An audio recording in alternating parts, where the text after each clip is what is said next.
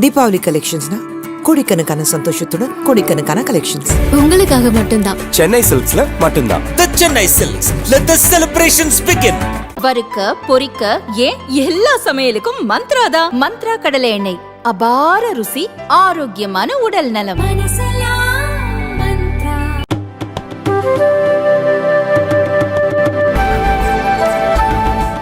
நேர்களே வணக்கம், இது சாணக்கியா, நான் உங்கள் அருண். இன்று நம்மோடு பாஜகவின் மாநில செயலாளர் திரு அஸ்வத்தாமன் இணைந்துள்ளார். கேட்பதற்கு நிறைய இருக்கிறது, வாருங்கள் கேட்கலாம். வணக்கம் சார். வணக்கம். பாஜக கொடிக்கம்பம் அகற்றுவது தொடர்பான விஷயம், அதாவது நீங்கள் நடுவதாக செல்ல தமிழக காவல்துறை தடுப்பதாக செல்ல, இது தற்போது திமுக வர்சஸ் பாஜக என மாறி இருக்கிறது. அண்ணாமலை அவர்களுடைய வீட்டில் தொடங்கியது, தற்போது தமிழகம் முழுவதும் பாஜக வர்சஸ் திமுக. என்ன உங்களோட முதற்கட்ட இது? திமுக பாஜகவினுடைய கொடியை பார்த்தால் பயப்படுகிறது. ஸ்டாலின் பாஜகவோட கொடியை பார்த்தா அடி வயிறு அவருக்கு கலங்குது. ஒட்டுமொத்த திமுகவுடைய அமைச்சர்கள், ஸ்டாலின், உதயநிதி ஸ்டாலின், திமுகவுடைய மாவட்ட செயலாளர்கள், ஒட்டுமொத்த திமுகவையுமே பயமுறுத்துவதற்கு, அவர்களை அதிரச் செய்வதற்கு ஒரே ஒரு பாஜக கொடி போதுமானதாக இருக்கிறது. இதுதான் இன்றைக்கு தமிழகத்தில் நிலைமை. நீங்கள் இந்த விஷயத்தை எங்களுடைய மாநில தலைவருடைய வீட்டிலேருந்து ஆரம்பித்தது அப்படின்றீங்க. ஆக்சுவலாக அங்கேருந்து இது ஆரம்பிக்கலை. அது ஒரு குறிப்பிடத்தகுந்த சம்பவம், ஒரு முக்கிய நிகழ்வு. அது நைட்டாக நடந்தது. மண்டை உடைப்பு, முக்கிய நிர்வாகிகள் கைது. எக்ஸாக்ட்லி. அது அதற்கு முன்பிருந்தே பிஜேபி கொடி அப்படின்னு சொன்னாலே நாங்கள் பர்மிஷன் கேட்டால் கொடுக்கறதில்ல. மற்ற கட்சிக்காரங்க மற்ற கட்சி கொடிகளுக்கு பர்மிஷன் இருக்கிற இடத்துல கூட எங்களுடைய கட்சி கொடிகளுக்கு பர்மிஷன் கொடுக்கறதில்ல. இந்த மாதிரியான பிரச்சனைகள் தமிழகம் முழுவதும் இருந்து கொண்டே இருந்தது. அண்ணாமலை அவர்கள் வீட்டில் அருகில் கூட பார்த்திங்கன்னா அந்த ரோடு ஓரமாக திமுக கொடி பார்த்துருப்பீங்க நீங்கள். நல்லா ஒரு 80-90 அடியில் பறந்துட்டுருக்கும். இன்னும் கூட 2-3 கொடி இருக்காங்க. அங்கே தான் ஏற்றுறதுக்கு ஆக்சுவலாக பர்மிஷன் கேட்டாங்க. எங்கள் ஆட்கள் கேட்டது அங்கே ஏற்றுறதுக்கு, அதாவது எல்லா கொடியும் இருக்கிற இடத்துல ஏற்றுறது. காவல்துறை தான் அவங்க என்ன சொல்லுதுன்னா ஓரலாம், இது ரிட்டனாக அவங்க சொல்லலை, ஓரலாம் என்ன சொல்லிட்டாங்கன்னா, நீங்கள் இங்கே வேணாம், இங்கே கொஞ்சம் பிரச்சனையாக இருக்குது, நீங்கள் அவங்க தலைவர் வீடு பக்கத்தில் தானே இருக்குது, அங்கேயே ஒட்டி ஏற்றிக்கோங்கன்னு சொன்னதே காவல்துறை சொல்லி தான் போயிருக்கு. காவல்துறை தான் ஓரலாக சொன்னிச்சு. ஆக்சுவலாக வாய்மொழியாக சொன்னது. இது எல்லாமே வாய்மொழியாக தான் பிரதர் நடக்கும். நீங்கள் ஆக்சுவலாக கட்சி கொடி இந்த விஷயங்கள் எல்லாமே இதற்கு நிர்ணயிக்கப்பட்ட வரையறைகளோ இதெல்லாம் தாங்க க்ரைட்டீரியா. இதெல்லாம் அப்ளிகேஷன் ப்ராசஸ்ஸு. இங்கே நீங்கள் அப்ளை பண்ணணும், இல்லை single window system, multi window system, இத்தனை இடத்துல இந்த மாதிரிலாம் எதுவுமே கிடையாது. தான் உண்மை. ஓரளவு சொல்லுவோம், ஒரு அறிவிப்பு, இந்த மாதிரிங்க மாநிலத்திலேருந்து வராங்க, கொடியேற்ற போகிறாங்க, இந்தந்த இடத்துல கொடியேற்றுறோம் அப்படின்னு சொல்லுவோம். That is true. That to for protection. காவல்துறை பாதுகாப்பு தரணுன்றதுக்கோசரம் தான். இதுதான் ஆக்சுவலாக நடைமுறை. எல்லா கட்சிகளும் இதை தான் செய்துக்கிட்டு இருக்கு. இப்போ நாம் இந்த 4 கொடிக்கம்பங்கள் இருக்கிற, 2-3 கொடிக்கம்பங்கள் இருக்கிற, திமுகவினுடைய உயரமான கொடிக்கம்பம் இருக்கிற அந்த இடத்துல எங்களுடைய தலைவர் வீட்டுடைய மோனன்னு வச்சுக்கோங்களேன், சாலையில் ஓரமாக இருக்கிற இடத்துல கேட்குறோம். இவங்க தான் என்ன சொல்கிறாங்க, இங்கே ஏற்றாதீங்க, உங்கள் தலைவர் வீட்டு முடிய ஏற்றுக்கோங்கன்னு வாய்மொழியாக காவல்துறை தான் அந்த உத்தரவை போடுது. அதுக்கப்புறம் நாங்கள் என்ன பண்ணுறோம், எங்கள் ஆளுங்க அங்கே ஒரு கட்டையை கட்டுறாங்க. கட்டையை கட்டி கம்பம் வைக்கிறாங்க. இன்னும் அந்த கம்பத்துக்கு பெயிண்ட் அடிக்கலை, இன்னும் கொடி ஏற்றலை, எதுவுமே நடக்கலை. அதற்கு பிறகு அங்கே ஏற்றிக்கோங்கன்னு சொன்ன அதே காவல்துறை ஒரு சிலரை தூண்டி விடுது. அவங்க தான் தூண்டி விடுறாங்கன்னு நாங்கள் ஏன் சொல்கிறோம் அப்படின்னா, இஸ்லாமியர்கள் பிரச்சனை பண்ணாங்க, எல்லா செய்தி ஊடகங்களையும் வந்தது. நம்ம வீடியோவே நீங்கள் பார்த்துருப்பீங்க. ஒரு இஸ்லாமியர் இந்த கையிலெல்லாம் மடிச்சு கட்டிட்டு நாங்கள் இன்னும் 100 பேரை கூட்டு வரோம்னு சொல்லிட்டுலாம் போகிற காட்சி, அவங்க சாலையை மறிக்கிற காட்சி எல்லா ஊடகங்களிலும் வந்த ஒரு விஷயம். ஆனால் இந்த பிரச்சனை முடிந்த பிறகாக காவல்துறை வெளியிட்ட அறிக்கை நீங்கள் பார்த்தீங்கன்னா இந்த பிரச்சனையே வரல. டோட்டலாக இஸ்லாமியர்கள் வந்தாங்க, பிரச்சனை பண்ணால், இல்லை ஒரு தரப்பு பிரச்சனை பண்ணிச்சு, எந்த விதமான விஷயமும் இல்லை. டோட்டலாக அந்த விஷயத்தை மூடி மறைத்து விட்டு மேலே எலக்ட்ரிக் ஒயர் போகுது, எலக்ட்ரிகேஷன் ஆகிடும், அதனால் நாங்கள் எடுக்க சொன்னோம் அப்படிங்கிற ஒரு விஷயத்த சொல்கிறாங்க. அப்போது இவர்களை மறைமுகமாக தூண்டிவிட்டு பிரச்சனை செய்ய வைத்திருப்பார்களோ என்கிற சந்தேகம் எங்களுக்கு இருக்கிறது. அதற்கு பிறகு இப்போ இந்த மாதிரி ஒரு பொலிட்டிக்கல் பார்ட்டிஸு, கேடர்ஸு ஒரு கட்சி கொடியை தொடும்போது கண்டிப்பாக எந்த கட்சிக்காரனாக இருந்தாலும் கோவம் வரும். பாஜகக்காரன் உயிரை கொடுத்து எந்த விதமான பிரதிபலனையும் எதிர்பார்க்காமல் உழைக்கிற தொண்டர்களை கொண்டிருக்கிற ஒரு கட்சி. கண்டிப்பாக பாஜகக்காரன் சும்மா இருக்க மாட்டான்றது காவல்துறையினருக்கு நன்றாகவே தெரியும். அது வந்து அந்த இடத்துல இந்த மாதிரி ஏதோ எலக்ட்ரிக் வரி ஏதோ ஒரு காரணம் சொல்லியிருந்தாலும் கூட அவங்க என்ன பண்ணியிருக்குன்னா எங்கள் மாநில தலைவர்கிட்ட சொல்லியிருந்திருக்கலாம், சார் இந்த மாதிரி இருக்குதுன்னு சொல்லியிருக்கலாம். எடுக்கலைன்னா கூட அப்புறமா வந்து கூட எடுக்கிறதுக்கு முயற்சி பண்ணியிருக்கலாம். ஆனால் எதுவுமே இல்லை. மாலை வைக்கப்படுகிறது, நள்ளிரவில் வந்து நாங்கள் வந்து அதை தூக்குவோம்னு சொல்லி ஜேசிபி எடுத்துகிட்டு வந்தால் வேண்டுமென்றே அங்கே ஒரு பிரச்சனையை, வன்முறையை தூண்டி விடுவதற்காக, கிளப்பிவிடுவதற்காக வேண்டுமென்றே செய்யப்பட்ட செயல் போலத்தான் அது தெரிகிறது. இன்னொரு விஷயம், எதிர்த்தரப்புலேருந்து சாலையை முடக்கியது உட்பட அவ்வளவு பிரச்சனைகளை பண்ணதுக்கு எதிர்த்தரப்பில் ஒரு வழக்கு கூட பதியப்படவில்லை. ஆனால் எங்கள் மேலே மட்டும் வழக்குகள் பதியப்பட்டிருக்கிறது. இன்னொரு விஷயம் என்ன அப்படின்னா, அங்கு தடியடி என்பது தேவையே இல்லை. தடியடி நடத்த வேண்டிய அவசியமே கிடையாது. அமல்ராஜ் வர்றார், கமிஷனர், அவர் ஓடுறார். அப்போது தடியடி நடத்தி எங்களது மண்டைகளை உடைக்க வேண்டும் என்பதற்காக, வழக்கு போட்டு எங்களுடைய தொண்டர்களை சித்திரவதை செய்ய வேண்டும் என்பதற்காக இந்த ஒட்டுமொத்த நாடகமும் தமிழக காவல்துறை திமுகவின் ஏவல் துறையாக மாறி நிகழ்த்தியிருக்கிறது. இது ஒன்று. இன்னொரு விஷயம், இப்போ அடுத்து நேற்று நடந்த சம்பவம். இப்போ நேற்று நான் பட்டுக்கோட்டைக்கு போகிறேன். நாங்கள் வந்து நவம்பர் 1ஆம் தேதி ஆரம்பித்து தினசரி 100 கொடிகள் 100 நாட்களுக்கு 10,000 கொடிகள் ஏற்றி 10,000வது கொடியை எங்கள் தலைவர் வீட்டில் காவல்துறை யாருடைய மண்டையை உடைத்ததோ அவரை வைத்து ஏற்றுறோன்றது எங்களுடைய மாநில தலைவர் அண்ணாமலை அவர்களது அறிவிப்பு. நேற்று அது முதல் நாள். நேற்று வந்து நான் பட்டுக்கோட்டை, மதுக்கூர் இந்த பகுதியில் சுற்றி இருக்கிற பகுதிகளில் காலையில் ஆரம்பித்து சாயங்காலம் வரை ஒரு 60 கொடிகளை ஏற்றிவிட்டு மாலை வந்து தமிழ் வளர்ச்சி பிரிவு நவம்பர் 1ஆம் தேதி இல்லைங்களா நேற்று தமிழ்நாடு நாள் சம்பந்தமாக ஒரு சிறப்பு கருத்தரங்கம், அந்த கருத்தரங்கத்தில் பேசுவது, இதுதான் என்னுடைய நேற்றைய அலுவல்.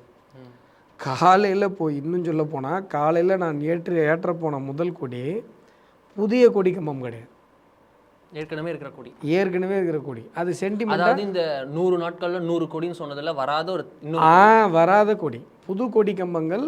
அது ஒரு சரிபாதி, நான் சொல்ல எண்ணிக்கையில் சரிபாதிக்கு மேலாக புது கொடி கம்பங்கள் இருக்கிறது. இருந்தாலும் நான் சென்னையிலேருந்து வந்திருக்கிறேன் ஒரு மாநில செயலாளர்ன்றதுனால அந்த பகுதியில் அந்த இடம் மிக முக்கியமான ஒரு ஜங்ஷன்.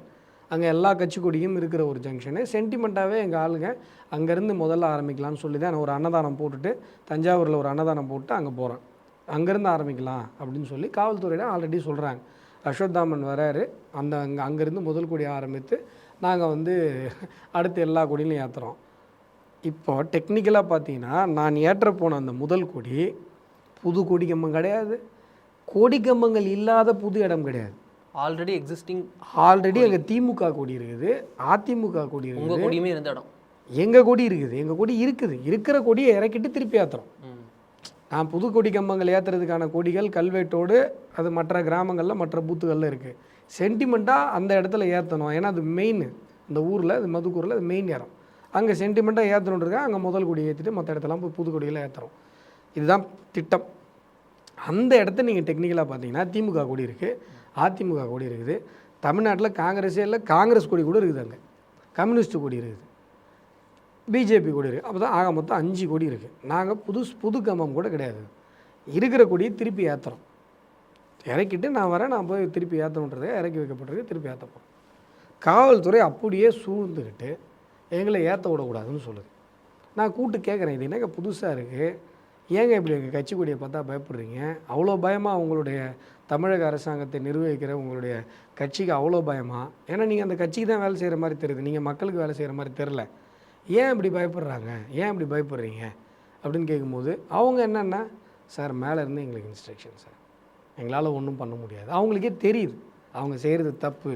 காவல்துறையினருக்கே நன்றாக அவங்களுடைய மனசாட்சிக்கே தெரியுது நம்ம செய்கிறது ஒருதலை பட்சமானது, நம்ம பயாஸ்டாக நடந்துக்கிறோம், இது நியாயம் கிடையாது. போலீஸ் வந்து உங்களை கைது பண்ண வந்தது வந்து அந்த 100 கொடியில் ஒரு கொடி தான் முதல் கொடி இல்லை, அது நினச்சி வந்தாங்க. ஆனால் இல்லை அவங்களுக்கு நல்லா தெரியும். நாங்கள் வந்து தெளிவாக அவங்களுக்கு தகவல் கொடுக்குறோம். மொத்தமாக 60 கொடி, அதில் 30-34 கொடி புது கொடி, மற்றவையெல்லாம் ஏற்கனவே ஏற்றப்படுற கொடி தான். ஸோ அந்த ஒரு நாளைக்கு 100 அப்படின்னு 100 நாளைக்கு நடப்போகிறோம் அப்படின்றது வந்து பழைய கொடியும் கணக்கிட்டு தான்.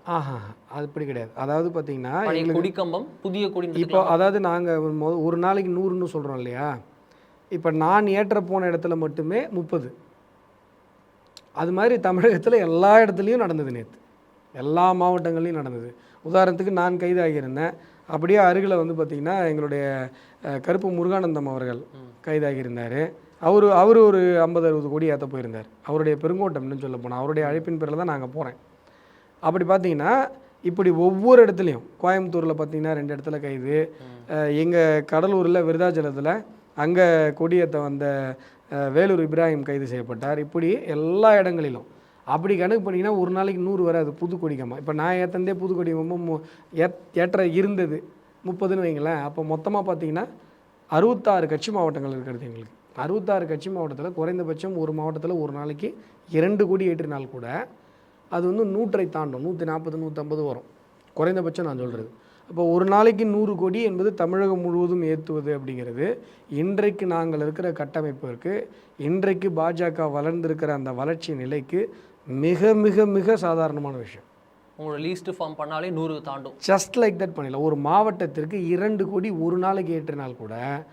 இங்கே தான் ஒரு கேள்வி வருதுல்ல, இப்போது 100 நாட்களில் ஒவ்வொரு நாளும் 100 கோடி அப்படின்னு 10,000 கோடி நட போகிறீங்க அப்படின்னா, இப்போ தமிழ்நாட்டில் கொரோனாவுக்கு முந்தைய கணக்குப்படி 66,000 பூத். இந்த 66,000 பூத்தில் வந்து உங்கள்கிட்ட நீங்கள் 90% நீங்கள் ஃபில் பண்ணியிருக்கீங்கன்னு சொல்கிறீங்க. இப்போ உங்கள் டேட்டாவில் 90% நாங்கள் பூத் கமிட்டி போட்டிருக்கோன்னு சொல்கிறீங்க.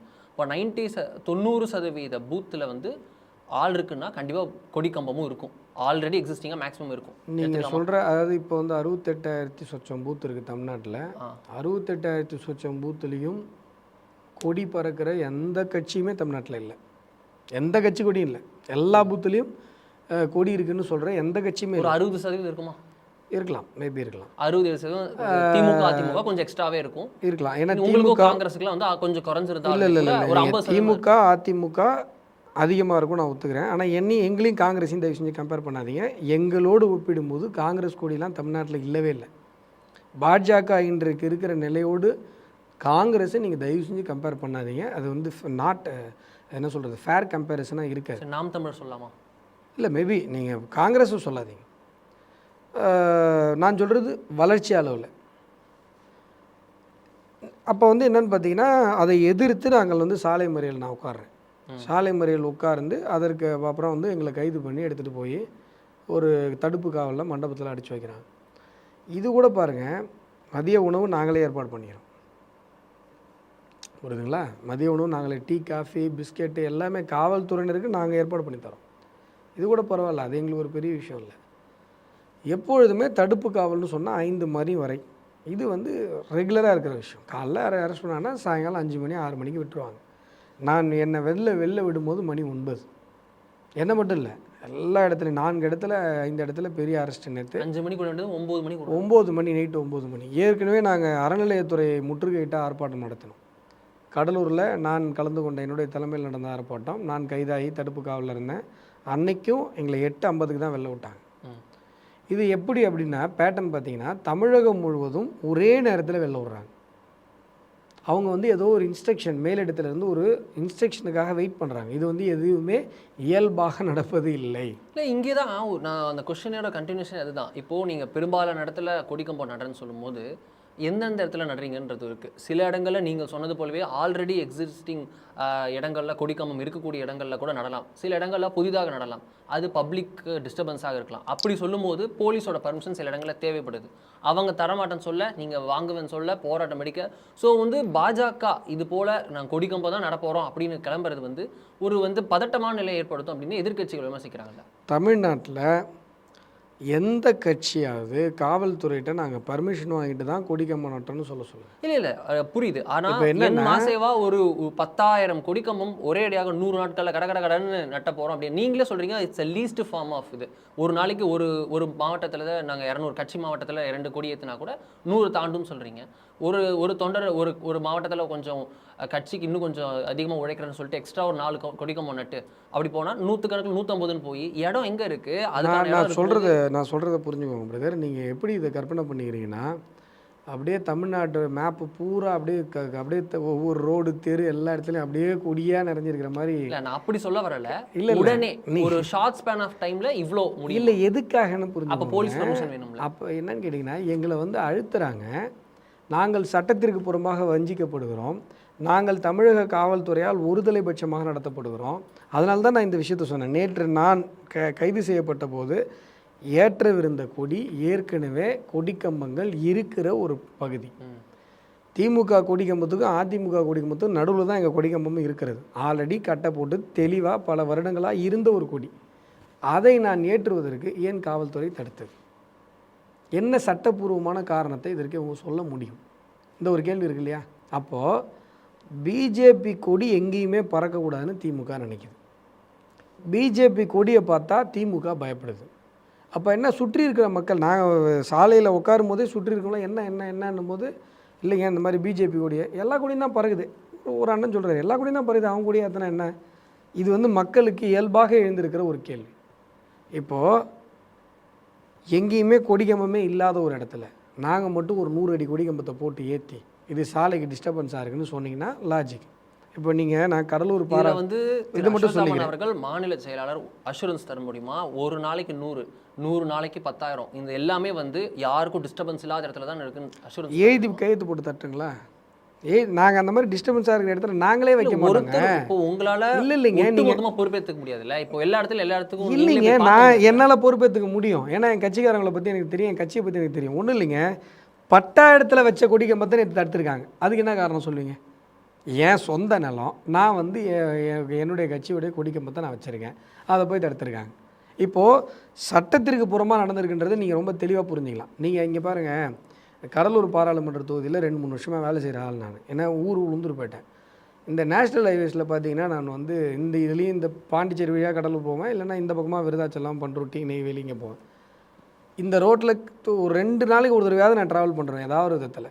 நீங்கள் பாருங்கள், மெட்ராஸ்லேருந்து ஆரம்பித்து உளுந்தூர்பேட்டை வரைக்கும் பாருங்கள், ரைட்லேயும் லெஃப்ட்லேயும் 90 அடி 80 அடி 100 அடி திமுக அதிமுக கொடிக்கம்பமாக எத்தனை இருக்குன்னு நீங்கள் பாருங்கள். நிறைய இருக்குது. அப்படியே அவ்வளோ பிரம்மாண்டமாக இருக்குது. அத்தனை கொடி ஏற்றப்பட்டிருக்கு. இதெல்லாம் எல்லாம் பர்மிஷன் வாங்கிட்டு வச்சாங்களா? கிடையாது. அப்போது அதிமுக கொடிக்கம்பம் பறக்கலான்னு திமுக நினைக்குது. பாஜக பறக்கக்கூடாது, பாஜக பயப்படுது பயம். ஏன்னா இன்றைக்கு திமுகவினுடைய அராஜகங்களை கேள்வி கேட்கிற ஒற்றை கட்சியாக, ஒற்றை வீரனாக, இந்த தீய சக்திக்கு எதிராக செயல்படுற ஒற்றை வீரனாக பாஜக களத்தில் இருக்கிறது. அதனால் பாஜக கொடியை பார்த்தாலே அவங்களுக்கு ஒரு அதீத பயம். செயல்பாடு பத்தலன்றீங்களோ, போதாதுன்றீங்களோ? ஒரு எதிர்கட்சியாக திமுகவை எதிர்ப்பதில் பாஜகவிற்கு நிகராக எந்த கட்சியும் தமிழகத்தில் கடந்த 2.5 ஆண்டுகளாக செயல்படவில்லை என்று கூறுகிறேன். யாரையும் நான் எதுக்கு இவங்க செயல்படல, நான் எங்களவுக்கு யாரும் இல்லைங்கன்னு சொல்கிறேன். அதை நான் சொல்லலாம் தானே சொல்கிறேன். அதனால் இந்த தெனாலி படத்தில் கமலஹாசன் பயப்படுவார் பார்த்தீங்களா?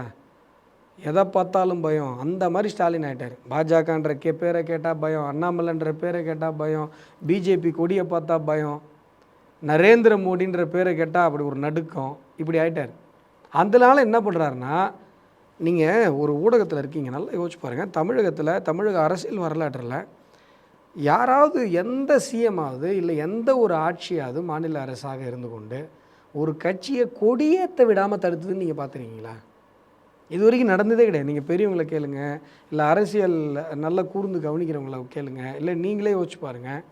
இதுவரை தமிழக அரசியல் சரித்திரத்தில் நடந்திராத ஒரு சம்பவம் என்னென்னா, ஒரு ஆளுகிற கட்சி, ஆளுகிற மாநில அரசு ஒரு கட்சியினுடைய கொடியை பார்த்து அவங்கள கொடியேற்ற விடக்கூடாது அப்படின்னு சொல்லி ஒட்டுமொத்த அரசு எந்திரமும் ஒட்டுமொத்த காவல்துறையும் செயல்பட வைக்கப்படுகிறது.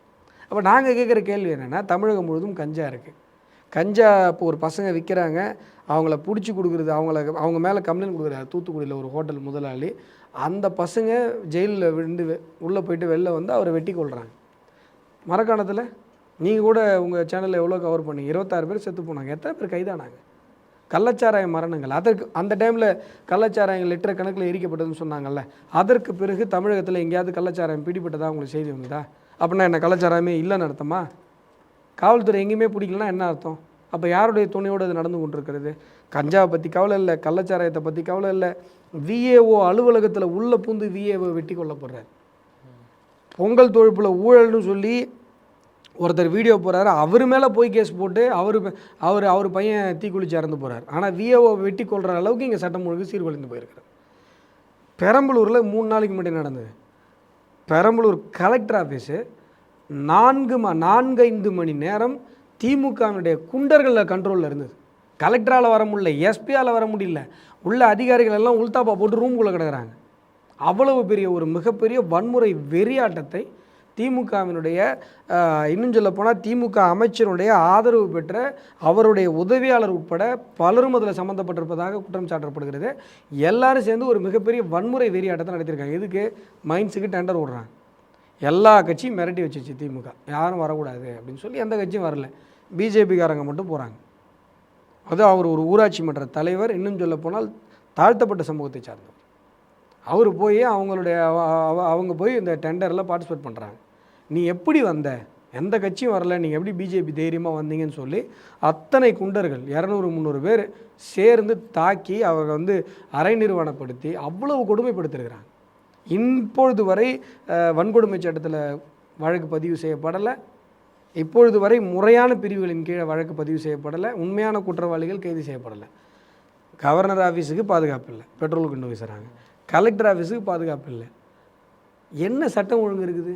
அப்போ கள்ளச்சாராயம், கஞ்சா, பட்டப்பகல் படுகொலைகள், கற்பழிப்புகள், சட்டம் ஒழுங்கு பிரச்சனைகள், கலெக்டர் ஆஃபீஸுக்கு பாதுகாப்பு இல்லை, விஓஓ கொல்லப்படுறாரு, கவர்னர் ஆஃபீஸில் பெட்ரோல் குண்டு. இது எதை பற்றியும் கவலைப்படாத காவல்துறை அவர்கள் முழு நேர பணியாக நினைப்பது என்ன? பிஜேபி கொடி பிறந்தா இறக்கணும். இப்போ மக்கள் யோசிப்பாங்களா? யோசிக்க மாட்டாங்க.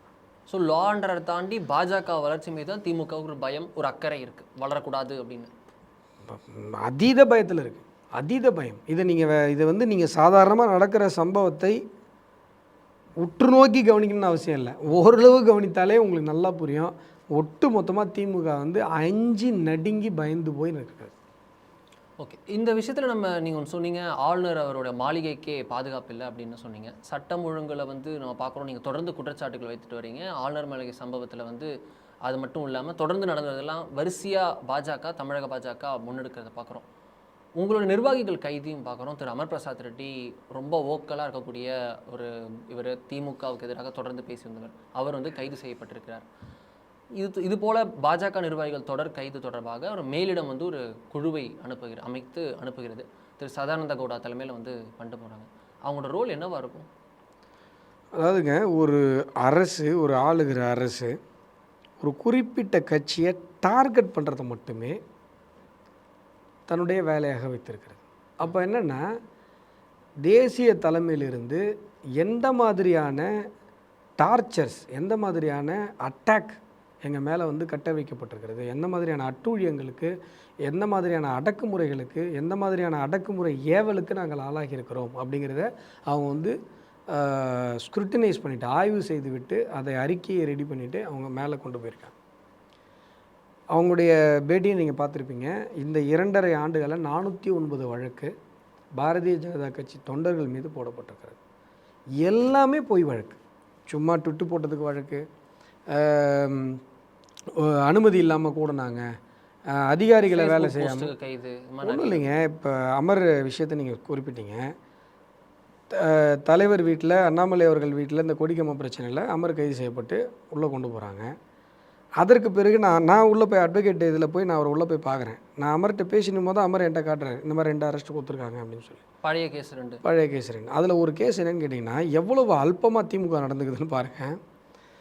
வல்லூர் கூட்டத்தில் ஒரு ஆர்ப்பாட்டமாக, அந்த ஆர்ப்பாட்டத்துக்கு என்னென்னா, மஞ்சள் கலரில் பேரிகார்டு இருக்குது இல்லைங்களா, அது மெட்ராஸ்காரங்களுக்கு நல்லா தெரிஞ்சிருக்கும். எங்கே பார்த்தீங்கன்னாலும் பேரிகார்டு தான். அகலமான சாலைகள் எல்லாத்துலேயும் பேரிகார்டை போட்டு எல்லாரையும் குட்டி குட்டி சாலைகளை திருப்பி விட்டு அங்கே போய் எல்லாம் டிராஃபிக்கில் நின்று. தமிழகத்தில் இப்போ சென்னையில் என்னென்னா, டிராஃபிக் போலீஸுங்கிறது மீனிங்கே தப்பாக புரிஞ்சிட்டாங்க. டிராஃபிக் க்ரியேட் பண்ணுறதுக்கு தான் நம்ம போலீஸ் போல இருக்குன்னு நினச்சிக்கிட்டு இருக்கிற அகலமான ரோடு எல்லாத்துலேயும் ஒன் வே ஆக்கி எல்லாரையும் குறுகலான சந்துக்குள்ளே திருப்பி, ஒரு 100 வாகனங்களை நீங்கள் ஒரு 1 கிலோமீட்டர் சுத்த விட்றீங்கன்னு வைங்களேன், யூட்டர்ன் தேவையே இல்லாமல் பேரிகார்டு போட்டு, அந்த 100 வாகனங்கள் அந்த குறிப்பிட்ட 1 கிலோமீட்டர் தூரத்தை சுற்றிட்டு வர்றதுக்கு அவரை பெட்ரோல் காசு யாருங்க கொடுப்பா? இவங்க அப்பா கொடுப்பாங்களா? இவங்க இஷ்டத்துக்கு, இதுக்கு ஒரு முறையே கிடையாது. நீங்கள் கவனித்து பாருங்கள், யாரை கேட்டு ஒன் வே வைக்கிறாங்க, யாரை கேட்டு அந்த மஞ்சள் கலர் போர்டை குறுக்கால வைக்கிறாங்க, எதுவுமே கிடையாது. இவங்க இஷ்டம்தான். திடீர்னு பார்த்தீங்கன்னா, ஒரு நாள் நீங்கள் அலுவலகத்துக்கு வர ரெகுலர் வழியாக இருக்கும், ஒரு நாள் பார்த்தீங்கன்னா மஞ்சள் கலரில் போர்டு இருக்கும். திடீர்னு என்னங்கன்னா அதில் ஒன் வே ஆகிட்டாங்க, இனிமேல் நீங்கள் போய் 10 கிலோமீட்டர் சுற்றிட்டு வாங்க, திருப்பதி தான் போயிட்டு வரணும். அப்படி தான் போயிட்டுருக்குது. அந்த மாதிரி என்ன பண்ணுறாங்கன்னா, வல்லூர் கூட்டத்தில் ஒரு பிஜேபி ஆர்ப்பாட்டம் நடக்குது. அங்கே பார்த்திங்கன்னா ஒரு பேரிகார்டை வச்சு தடுத்து நிப்பாட்டுறாங்க. திருவள்ளூர்லேருந்து ஒருத்தர் வராங்க, இல்லை காஞ்சிபுரத்துலேருந்து வராங்க, ஆர்ப்பாட்டத்தில் பார்ட்டிசிபேட் பண்ணி, ஏன் அடையாறுலேருந்தே வராங்கன்னு வைங்க, வந்துட்டு நீங்கள் பேரிகார்டை வச்சிட்டிங்கன்னா சரிங்க பேரிகார்டு வச்சிட்டிங்களா ஓகே டாட்டா பாய் பாய்ன்னு போயிடுவாங்களா? நீங்கள் வந்து ஆளுகிற அரசினுடைய ஏவல் துறை, அங்கே கூட்டம் வரக்கூடாதுன்றதுக்காக நீங்கள் பேரிகார்டை போட்டு எல்லா ரவுடியும் அடைச்சிட்டிங்கன்னா விட்டு போயிடுவாங்களா? எந்த கட்சிக்காரனாக இருந்தாலும் இறங்கி கேட்பான், எதுக்குங்க வைக்கிறீங்க, நாங்கள் கட்சி கூட்டத்துக்கு போகிறோம், எப்படி நீங்கள் என்னை தடுப்பீங்கன்னு கேட்பான். அப்படி யாரோ கேட்டிருக்கிறாங்க. அதுலேயே அந்த எஃப்ஐஆரில் என்ன இருக்குன்னா, ஏதோ ஒரு கார் நம்பர் இருக்குது, ஏதோ சோன்சோ டிஎன் சோன்சோ நம்பர், அதில் அடையாளம் தெரியாத 10 பேராம். எனக்கு தெரிஞ்சு எந்த காரில் 10 பேர் போக முடியும்னு எனக்கு தெரில, அப்படியே அடைச்சிட்டு போனால் தான் போக முடியும். சரி ஓகே போகிறாங்கன்னே வச்சுப்போம். அந்த அடையாளம் தெரியாத 10 பேரில் அமர் இருந்தார் அப்படின்னு சொல்லி அமரை உள்ள சுற்றி அந்த 2வது எஃப்ஐஆர் தான். இப்போ புரியுதுங்களா ஏன் அல்போன்னு சொன்னேன்னு? இவர் வந்து யாத்திரையோட இணை பொறுப்பாளர். யாத்திரையை பார்த்து பயந்து போயிருக்குது. எங்களுடைய அண்ணாமலை, எங்களுடைய மாநில தலைவர் அண்ணாமலை அவர்களுடைய யாத்திரையை பார்த்து திமுக கதி கலங்கி போயிருக்கிறது. அப்போ என்னென்னா, அந்த இணை பொறுப்பாளரை தூக்கி ஏதாவது இன்னும் 2-3 வழக்கில் உள்ள வச்சா யாத்திரையை தடுத்துடலாமா? இப்படி உட்காந்து யோசிக்குது. எவ்வளவு குரூரமான, எவ்வளவு அல்பமான ஒரு அரசியல் தொலைநோக்கற்ற ஒரு கட்சியாகவே திமுகவை பார்த்தா எனக்கு ரொம்ப கவலைக்கிடமாக இருக்குது. ஏன்னா இப்படிலாம் யோசிக்கிறாங்க, இப்படிலாம் பண்ணாங்கன்னா எப்படி ரொம்ப நாள் தாங்காது போல இருக்கேன்னு தோணுது எங்களுக்கே. எதிரியாக இருந்தாலும் எங்களுக்கே பாவமாக இருக்குது. திரு உதயநிதி ஸ்டாலின் வந்து உங்களை விமர்சிக்கிறாரு. தமிழக பாஜக வந்து ஒரு இன்ஸ்டன்ட் அரசியலில் செய்யுது, இன்றைக்கே நம்ம வந்து சர்ச்சைக்குரியவர்களை பேசி நாளைக்கு ஆட்சிக்கு வந்துடணும், ரவுடிங்கெல்லாம் சேர்த்துக்கிட்டு ஆட்சிக்கு வரணும் அப்படி சொல்லியிருக்காரு உதயநிதி. இன்ஸ்டன்ட் அரசியல் செய்யுது. இதில் உங்களுக்கு தெரியுது இல்லை, நாங்கள் ஆட்சிக்கு வந்துடுவோன்னு அவர் பயப்படுறாரு. நீ புரிஞ்சுக்கணும். இந்த வார விமர்சன பார்வையில் அது விமர்சன சொல்லியிருக்காரு, வருதுன்னு சொல்ல. ஆட்சியை பிடிக்க பார்க்குறாங்க அப்படின்னா ஆட்சிக்கு வந்துடுவோன்னு பயப்படுறாங்கன்னு அர்த்தம். இதெல்லாம் அரசியலில் நீங்கள் புரிஞ்சுக்கணும். எல்லா ஸ்டேட்மெண்ட்டும் எல்லாம் நாங்கள் பயப்படுறோம், ஐயோ அவங்க ஆட்சிக்கு வந்துடுவாங்க போல இருக்குது, துரைமுருகன் சொன்னார் பாருங்க, பேய் மாதிரி விளையாடுது, பிசாசு மாதிரி விளையாடுது, அப்படியே எல்லோரும் ஓப்பனாக மனசில் எடுத்து சொல்கிற மாட்டாங்க. இது மாதிரி சொல்கிற வார்த்தையில் தான் நம்ம புரிஞ்சுக்கணும். என்ன சொல்கிறாரு, ஆட்சிக்கு சீக்கிரமாக வரணும்னு இன்ஸ்டண்ட்டாக ஆட்சிக்கு வரணும்னு பார்க்குறாங்க. அப்போ என்னென்னா இன்ஸ்டண்ட்டாக ஆட்சிக்கு வரணும்னு பயப்படுறாங்க. அதில் இருக்கிற விஷயத்தை நீங்கள், ஏன்னா அந்த அளவிற்கு நாங்கள் வளர்ந்துட்டு இருக்கோம். எங்கெங்கெல்லாம் பிரச்சனை ஆளு சர்ச்சைக்குரிய ஆள் இருக்காங்களோ அவங்களாம் கட்சிக்குள்ளே சேர்க்கணும்னு பார்க்குறாங்க, ரவுடிங்கெல்லாம் கட்சியில் சேர்க்குறாங்கன்னு ஒரு விமர்சனம். எங்கள் திமுகவில் யாராவது இருந்திருப்பாங்க, திருந்தி பிஜேபிக்கு வந்திருப்பாங்க, உடனே நீங்கள் ரவுடிங்களை கட்சியில் சேர்க்குறோம், ரவுடிங்களை கட்சியில் வந்து பாஜக வந்து தேசிய லெவலில் சொல்லுவாங்கல்ல, ஒரு வாஷிங் மிஷின் தான் பாஜக அப்படின்னு நம்ம திருப்பி நான் என்ன சொல்கிறேங்க, ஏன்னா ஹிமந்த பிஸ்வா சர்மா திருவண்ணாமலையில் இருந்தால் காங்கிரஸில் இருந்தால் வேற, அப்படியே பிஜேபிக்கு வந்த வேற, சாரதாவாக இருந்து நாரதாவாக இருந்தா என்ன அப்படின்ட்டு சிட் ஃபண்ட் இருந்தால் இருந்தாங்க. இப்போது அஸ்ஸாம் முதல்வர் அது போல். அதெல்லாம் கரெக்டுங்க, நீங்கள் சொல்கிறதெல்லாம் கரெக்டுங்க. தமிழக விஷயத்தில் நான் சொல்கிறேன், நீங்கள் பிஜேபியில் ரவுடியெல்லாம் சேர்த்துட்டாங்க அப்படின்னு சொல்லிட்டு லட்சக்கணக்கான தொண்டர்கள் இருக்கிற பிஜேபியில் ஏதோ ஒரு 10 பேர் லிஸ்ட் எடுத்து வச்சுக்கிட்டு இந்த 10 பேர் ரவுடிங்கிறீங்க. நான் என்ன சொல்கிறேன், திமுகவில் இருக்கிற மொத்த பேர் ரவுடிங்கிறோம். ஒரு கட்சியை பார்த்து ரவுடி கட்சின்னு சொல்லுவதற்கு திமுகவுக்கு என்னங்க அருகதை இருக்கு? இல்லை, அது நீங்கள் அவங்கள அருகதை சொல்கிறதுனால இப்போ நான் சொல்லுவா, இங்கே பாருங்கள், எங்கள் கடலூர் எம்பி டிஆர்வி ரமேஷ் தன்னுடைய ஆலையில் வேலை செஞ்சவரை அடித்து கொள்கிறார். அந்த வழக்கை தொடர்ச்சியாக போராடி அவருக்கு வந்து அவரை சிறைக்கு அனுப்பினோம். நான் லேபர் கமிஷனுக்கு அந்த விஷயத்தை எடுத்துகிட்டு போய் லேபர் கமிஷன் அந்த ஆக்டில் வந்து ஒரு ப்ரொவிஷனை இது பண்ணி அவங்க மூலமாக வந்து உள்துறைக்கு அந்த ரெக்கமெண்டேஷனை கொடுத்து உள்துறையிலேருந்து சிபிஐ என்கொயரிக்கான விஷயத்தை மூவ் பண்ணி சிபிஐ என்கொயரி வரப்போகுதுன்னு தமிழக நாளிதழ்கள் செய்தி வெளியிட்ட பிறகு தான் கொலை நடந்து 23 நாட்கள் கழித்து அவரை உள்ளே வைக்கிறாங்க. First time in DMK history. DMK பண்ண கொலைகளுக்கு குற்றவாளி மீது அவங்களுடைய ஆட்சி காலத்தில் வழக்கு போடப்பட்டது இதுதான் முதல் தடவை. அதுக்கு போராடினவன் நான். அதனால் ரவுடிசத்தை பற்றி திமுக பேசக்கூடாது. நீங்கள் தா கிருஷ்ணன் கொலை வழக்கு, லீலாவதி கொலை வழக்கு, டாக்டர் பட்டம் கொடுக்குறேன்னு உதயச்சந்திரன் மாணவர், அண்ணாமலை யூனிவர்சிட்டி மாணவர் கொலை, தினகரனில் 2 பத்திரிகையாளர்கள் கொலை, எந்த வழக்குலையும் திமுககாரங்க மேலே அவங்களுடைய ஆட்சி காலத்தில் எந்த கொலை வழக்குலையும் அவங்க மேலே வழக்கு போட்டதே கிடையாது. ஆனால் நாங்கள் வந்து ரவுடிங்கெல்லாம் திருந்தி வந்தால் சேர்த்துப்போம் அப்படின்றதுக்கு வந்து நான் அப்படி சொல்லலை. நான் ஒத்துக்கிற மாதிரி இருக்கு. திருந்தி வந்தான்னு சொல்லலைங்க. நான் என்ன சொன்னேன், ரவுடிங்களை கட்சியில் சேர்க்குறீங்கன்னு சொல்கிறது எப்படின்னா, திமுகலேருந்து யாராவது சேர்ந்துருப்பாங்க, உடனே நீங்கள் ரவுடிங்களை கட்சியில் சேர்த்துக்கலான்னு சொல்கிறீங்களான்றேன். அப்படி சொல்கிறேன், கிண்டல் அது. நீங்கள் 10 பேர் இங்கே காட்டுறீங்க, அங்கே மொத்த பேருமே ரவுடி தானேங்க. அப்புறம் எங்ககிட்ட வந்து நீங்கள் இதெல்லாம் சேர்க்குறீங்க அதெல்லாம் சேர்க்குறீங்கன்னா, நீங்கள் முக்கியமான பொறுப்பில் எவ்வளோ பெரிய ரவுடியை வச்சுருக்கீங்க, கொலை பண்ணவரே எம்பியாக வச்சுருக்கீங்க. செந்தில் பாலாஜி உயர்நீதிமன்றம் சொல்லுது, ஏங்க ஜெயிலில் இருக்கிறவரை போய் மினிஸ்டராக போடுறீங்களே அப்படின்னு கவர்னர் சொன்னப்போ நீங்கள் கோச்சிக்கிட்டீங்க. ஓன்னு நீங்கள் உயர்நீதிமன்றம் சொன்னிச்சா இல்லையா? கேட்டாங்களா? உயர்நீதிமன்றம் சொன்னதுக்கப்புறமும் அவ்வளோ பெரிய குற்ற பின்னணி உள்ள குற்ற வழக்குகளை சந்தித்து கொண்டிருக்கக்கூடிய சிறையில் இருக்கிற ஒருத்தரை நீங்கள் அமைச்சராக வச்சுருக்கீங்க. நாங்கள் வந்து ஓபிசி மாவட்டத்தில் ஒரு அணியில் பிரிவில் அதில்னு சின்ன சின்ன போஸ்டிங்கில் இருக்கலாம் காட்டி நீங்கள் ரவுடிங்கில் வச்சுருக்கீங்க, நீங்கள் குற்ற பின்னணி உள்ள அமைச்சராக வச்சுருக்கீங்க, கொலை பண்ண ஒரு எம்பியாக வச்சுருக்கீங்க, நீங்கள் எங்களுக்கு வந்து பாடம் நடத்துகிறீங்களா? சாத்தான் வேதம் ஓதுதா? சரி, அட்லீஸ்ட் ஜெயிலுக்குள்ளே இருக்கிறாரு, சிறைத்துறையாவது கொடுங்க. அமைச்சர்ன்றீங்கல்ல, உள்ளே இருந்தபடியே சிறையில் இருந்தபடியே சிறைத்துறையை பார்த்துக்கிட்டோம் அப்படின்னா அது சொல்லுங்கள். மேம்பாடு அது மாதிரி ஏதாவது உள்ள இவர் கருணாநிதி பீரியடில் தான் சிக்கன் பிரியாணிலாம் போட்டதாக சொன்னாங்க, ஆரம்பிச்சதாக சொல்லுவாங்க புழலில். அது மாதிரி அங்கேருந்து அந்த மேம்பாடெல்லாம் இவர் கவனிச்சுப்பார். உள்ளே இருக்கிறதுனால அங்கே இருக்கிற விஷயம்லாம் இவருக்கு நல்லா தெரியும் அப்படின்னா சொல்லுங்கள். நீங்கள் வந்து மற்றவங்களுக்கு பாடம் எடுக்காதீங்க பாஸ். திமுகவே ரவுடி கட்சி தான். Okay, last question. டிஎன்எஸ்டிசியில் லோகோவில் வந்து இருந்த கோபுரம் நீக்கப்பட்டுள்ளதாக ஒரு சர்ச்சை. உள்ளே பார்த்தோன்னா ஆப்பில் இருக்குது, பட் ஆனால் வெளியில் பார்த்தோன்னா அதோட லோகோவில் அந்த கோபுரம், அதாவது தமிழக அரசின் சின்னமான கோபுரம், அந்த கோபுரம் இல்லாதது. இது நீங்கள் உங்களோட பார்வை பாஜக நீங்கள் வந்து டிஎன்எஸ்டிசி சொல்கிறீங்க, ஹெச்ஆர்என்சி பார்த்தீங்களா? தமிழக அரசாங்கத்தினுடைய லோகோவை மாற்றுறதுக்கு நாங்கள் குழு அமைச்சிருக்கோம்னு சொல்லி ஒரு செய்தி வந்தது. அப்பயே தெரியுது இவங்களுக்கு வந்து, ஏன்னா இந்து கோவில் கோபுரம் அவங்களுக்கு வயிறு எரியுது. ஏன்னா இந்து தர்மத்தை அழிக்கிறது தான் எங்களுடைய நோக்கம்னு அவங்களே அறிவிக்கிறாங்க. திமுகவுடைய நோக்கமே இந்து தர்மத்தை அழிப்பது, திமுகவினுடைய வழக்கமே இந்துக்களை கொச்சைப்படுத்துவது. கருணாநிதி வந்து இந்துன்னா திருடன்னு சொல்லுவார், கனிமொழி வந்து உடல் உபாதை டைமில் நாங்கள் பெருமாள் கோயிலுக்கு போனோன்னுவாங்க, ஸ்டாலின் வந்து திருமணங்களில் சொல்லப்படுகிற இந்து திருமணங்களில் சொல்லப்படுகிற மந்திரங்களுக்கு கொச்சையான அர்த்தங்களை சொல்லுவார், திரித்து சொல்லுவார். எல்லாத்துக்கும் மேலே ஹைலைட்டாக உதயநிதி என்ன சொல்லுவார், இந்து தர்மத்தை அழிக்கிறது தான் என்னுடைய நோக்கம்னுவார், கொசுன்னுவார், டெங்குன்னுவாங்க, என்ன வேணால் சொல்லுவாங்க. எலெக்ஷன் டைமில் வந்து திடீர்னு குங்குமம் பட்டையெல்லாம் வச்சுப்பாங்க, வேலை தூக்கிப்பாங்க, நாங்கள் இந்துக்களுக்கு எதிரி. நீங்கள் எலெக்ஷன் வருதா வரலையான்னு தமிழ்நாட்டில் எப்போ தெரியுமா தெரிஞ்சிங்களா? திமுக சொல்லும் நாங்கள் இந்துக்களுக்கு எதிரி இல்லைன்னு சொல்லிச்சுன்னா எலெக்ஷன் ஆரம்பிச்சிச்சுன்னு அர்த்தம். எலெக்ஷன் முடிஞ்சிச்சுன்னு வைங்களேன், இந்துக்களை அழிப்போன்னு அவங்க சொன்னாங்கன்னா எலெக்ஷன் முடிஞ்சிச்சுன்னு அர்த்தம்.